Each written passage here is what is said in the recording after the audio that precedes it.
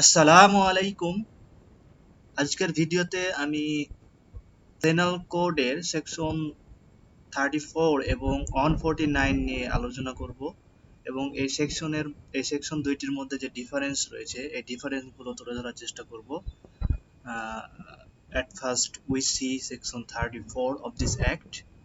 Section 34 এ বলা হয়েছে যখন কোনো ক্রিমিনাল অ্যাক্ট একাধিক পার্সন দ্বারা সম্পাদিত হবে এবং তাদের ইন্টেনশন একই হবে, অর্থাৎ যখন কমন ইন্টেনশন নিয়ে একাধিক পার্সন কোনো ক্রিমিনাল অ্যাক্ট সম্পন্ন করবে তখন প্রত্যেকেই সমানভাবে ওই ক্রিমিনাল অ্যাক্টের জন্য দায়ী হবে। Now let's see section 149 of the penal code 1860. Penal কোডের এই সেকশনে বলা হয়েছে যে যদি কোনো আনলফুল অ্যাসেম্বলির member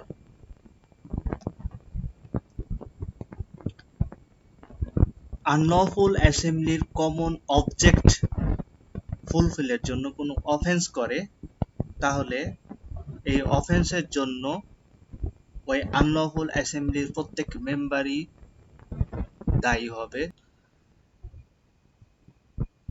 Now let's see the difference between section 34 and 149 of the penal code 1860. penal code এর section 34 এর আন্ডারে নাম্বার অফ মেম্বার হচ্ছে মোর দ্যান অন, আর 149 এর আন্ডারে number of member 5 or more than 5. ওকে, তারপরে সেকশন 34 এর আন্ডারে কমন ইন্টেনশন ফুলফিলের জন্য যে ক্রিমিনাল অ্যাক্ট কমিট করা হয় এটা কোনো স্পেসিফিক অফেন্স ক্রিয়েট করে না, কিন্তু সেকশন 149 এর আন্ডারে একটি স্পেসিফিক অফেন্স ক্রিয়েট করে, যেটা হচ্ছে আনলফুল অ্যাসেম্বলি। ওকে, আর সেকশন 34 এর আন্ডারে কমন ইন্টেনশন যে কোনো ক্রিমিনাল অ্যাক্ট হতে পারে।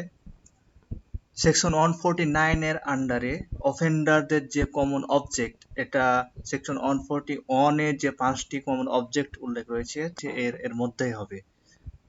এরপরে কমন ইন্টেনশন সেকশন 34 এর আন্ডারে প্রি প্ল্যান এবং প্রি অ্যারেঞ্জ রিকোয়ার করে, আর সেকশন 149 এর আন্ডারে যে কমন অবজেক্ট এখানে কোনো প্রিয়র মিটিং কম্পালসারি না, আর সেকশন 34 এর আন্ডারে অ্যাক্টিভ পার্টিসিপেশন বা ফিজিক্যাল ভায়োলেন্স নেসেসারি, কিন্তু সেকশন 149 এর আন্ডারে ফিজিক্যাল ভায়োলেন্স বা অ্যাক্টিভ পার্টিসিপেশন কম্পালসারি না, শুধুমাত্র আনলফুল অ্যাসেম্বলির মেম্বার হওয়াই যথেষ্ট। ওকে,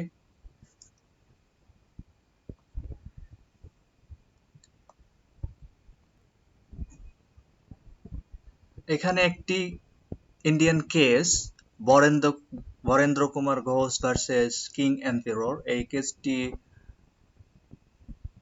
উল্লেখ করা যায়। এই কেসে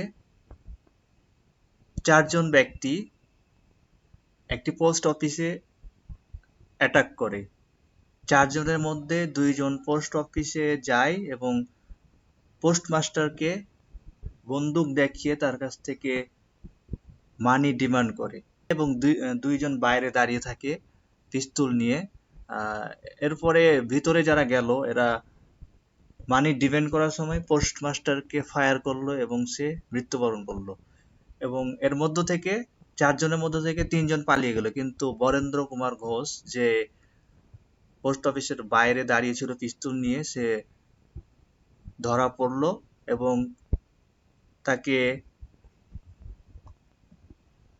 কোর্ট সেকশন 34 এবং 302 এর আন্ডারে কনভিক্ট ডিক্লেয়ার করে। সেকশন 34 এ আমরা জানি যে মেম্বার মোর দ্যান অন হলে যথেষ্ট, আর সেকশন 149 এ মোর দ্যান 5 or 5 হতে হবে। এই কেসে মেম্বারের সংখ্যা ছিল 4, তাই এটা সেকশন 34 এর আন্ডারে এটা অ্যাটাচ করা হয়েছে। আর সেকশন 34 এ বলা হয়েছে যে যখন কমন ইন্টেনশন ফুলফিল করার জন্য একাধিক পার্সন কোনো ক্রাইম করে তখন প্রত্যেকেই সমানভাবে দায়ী হয়। এই কেসে বরেন্দ্র কুমার পিস্তল নিয়ে বাইরে দাঁড়িয়ে ছিল, সে মার্ডারে অ্যাক্টিভলি পার্টিসিপেট করেনি, তারপরও সে মার্ডারের জন্য কনভিক্টেড। এর কারণ হচ্ছে যে যখন কমন ইন্টেনশন ফুলফিলের জন্য কোনো ক্রিমিনাল অ্যাক্ট একাধিক পার্সন করবে তখন প্রত্যেকেই সেই অ্যাক্টের জন্য সমানভাবে দায়ী হবে।